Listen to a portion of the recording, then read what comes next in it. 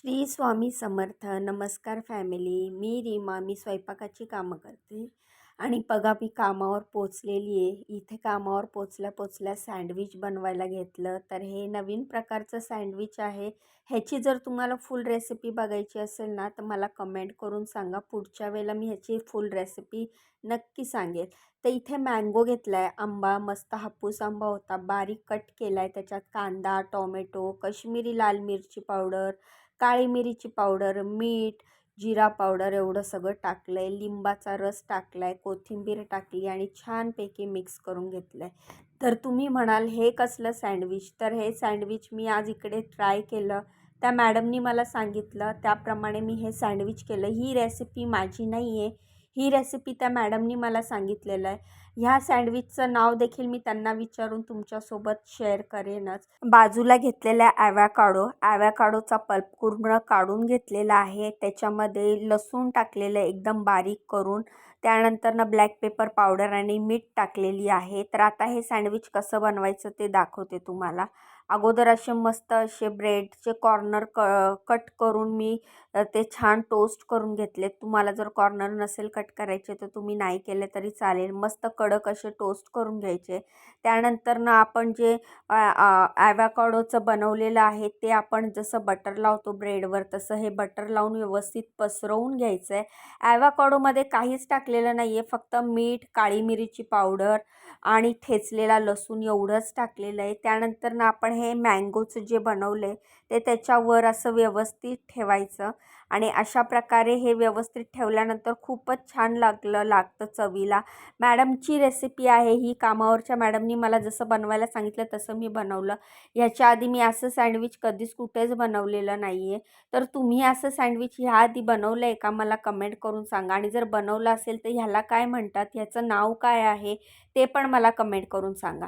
तर पहिले दोन सँडविच मॅडमला नेऊन दिले कारण मॅडमला बाहेर जायचं होतं. त्यानंतर हे पनीर भिजत घातले कारण मला पनीरची भाजी करायची होती. त्यासाठी गरम पाण्यात पनीर टाकलं ना तर जरा ते जे चिवटपणा असतो ना तो निघून जातो. त्यानंतर बघा दुपारच्या लंचसाठी तवा पुलाव बनवलेला आहे आणि हा माझ्यासाठी आणि मुकेश भैयासाठी चहा बनवलेला आहे. तर दुपारी लंचसाठी मस्त अशा व्हेजिटेबल टाकून तवा पुलाव बनवलेला आहे. ह्याच्यात मटार टाकलेत, गाजर टाकलेत, बेबी कॉर्न टाकलेले आहेत. त्यानंतर खूप साऱ्या व्हेजिटेबल आहेत, शिमला मिरची, गाजर, बीन्स. तर हा तवा पुलावची फुल रेसिपी मी ऑलरेडी चॅनलवर टाकलेली आहे, तुम्ही चेक करू शकता.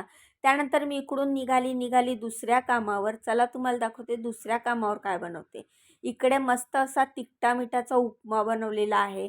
हळद, लाल तिखट, मीठ टाकून हा असा फिक्का फिक्का आणि तूप घालून थोडंसं असा हा साधासा उपमा बनवलेला आहे. त्यानंतर वांगं बटाट्याची भाजी बनवलेली आहे लंचसाठी आणि त्यासोबत चपात्या बनवलेल्या आहेत. तर मला एका ताईंची फेसबुकवर कमेंट आलेली की ताई तुझा अवतार कसा आहे आणि कसं ते तुझं तू कशी दिसतेस, तुझं पूर्ण अवतार कसा दिसतोय. तर मला त्यांना हेच सांगायचं आहे की 40 ते 45 मिनटं मी गेटपासून चालत आलेली आहे. काही दिवसापासून माझी गाडी बंद असल्यामुळे आणि तिथून आल्याच्यानंतर नॉनस्टॉप गॅसच्या समोर उभं राहिल्यावर काय आमचा अवतार असाच राहणार ना. आम्ही थोडी AC मध्ये बसून मस्त मेकअप करून बसलेला असतो. तर प्लीज कमेंट करताना विचार करत जावा. आपण एखाद्याचं मन तर दुखवत नाही आहे ना, तुमच्या कमेंटनी एखाद्याला त्रास तर होत नाही आहे ना, असा विचार करत जावा. तर बघा माझं हे दुसरं काम झालं आणि आता मी निघाली आहे तिसऱ्या कामावर. तर तिसऱ्या काम माझं ह्या कामांपासून 3 किलोमीटर लांब आहे. तर आता मला 3 किलोमीटर जायचं आहे आणि मग त्यानंतर मी तिसऱ्या कामावर पोचणार. तर चला तुम्हाला दाखवते मी तिसऱ्या कामावर काय बनवते ते. ती रेसिपी पण तुमच्याबरोबर शेअर करते. तर प्लीज माझी तुम्हाला हात जोडून विनंती आहे की मलाच नाही इतर कोणीही जे सोशल मीडियावर व्हिडिओ टाकतात, काही कसे म्हणजे व्हिडिओ टाकतात किंवा कुठलंही कंटेंट असू दे त्यांचं, प्लीज त्यांना विचार करून त्यांना कमेंट टाकत जावा. कारण की एखाद्याला त्या कमेंटचा त्रास होतो किंवा वाईट वाटत असेल, आपण कशाला ना एखाद्याचं मन दुखेल असं वागायचं. मी तर ह्याच मताची आहे. आपल्याला जर एखाद्याचं चांगलं करता येत नसेल, चांगलं बोलता येत नसेल तर आपण त्याला वाईट देखील बोलायचं नाही, वाईट देखील करायचं नाही. तर बघा मी पोचली तिसऱ्या कामावर तिसऱ्या कामावर 3 किलोमीटर लांब आल्यानंतर इकडे मी बनवलेलं आहे. इकडे ना ही अशी काकडी किसलेली आहे आणि मस्त अशी आहे ना फोडणीची काकडी केलेली आहे. ह्याच्यामध्ये कोथिंबीर टाकली आहे, नंतर कढीपत्ता, जिरं आणि हिरवी मिरचीची फोडणी टाकलेली आहे. तर ह्याला फोडणीची काकडी म्हणतात. आणि ही तोंडी लावायला ह्याच्यात दही वगैरे काहीच टाकलेलं नाही आहे. थोडीशी साखर आणि मीठ टाकलेलं आहे. त्यानंतर चपात्या बनवलेल्या आहेत. तर इकडे जिकडे जिकडे मी स्वयंपाकाचं काम करते तिकडे तिकडे त्यांना जसं आवडेल तसं त्यांच्या पद्धतीने स्वयंपाक करत असते. त्यानंतर भात बनवलेला आहे. चपाती, भात आणि मस्त अशी फोडणीची काकडी बनवली आणि ही बनवली आहे भाजी. तर भाजीसाठी इथे जे आहे ते मी मूग बनवलेले आहेत. तर मस्त अशी मूगला मोड आले होते आणि मुगाची मी भाजी बनवलेली आहे. इकडे बघू शकता तुम्ही. तर हे माझं तिसरं काम आहे आणि शेवटचं काम आहे. हे काम झाल्यावर मी जाणार आहे घरी.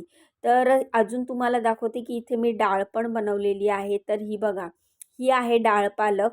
पालक टाकून मस्त अशी डाळ बनवली आहे. तर इकडे डाळ, भात, भाजी, चपाती आणि फोडणीची काकडी असा स्वयंपाक बनवला आणि इकडून आता मी निघाली आहे घरी. हे माझं शेवटचं काम आहे. तो मुस्कुराने के कर्ज उतारने होंगे, जीने के लिए सोचा ही नहीं, दर्द संभालने होंगे, मुस्कुराए तो मुस्कुराने के कर्ज उतारने होंगे.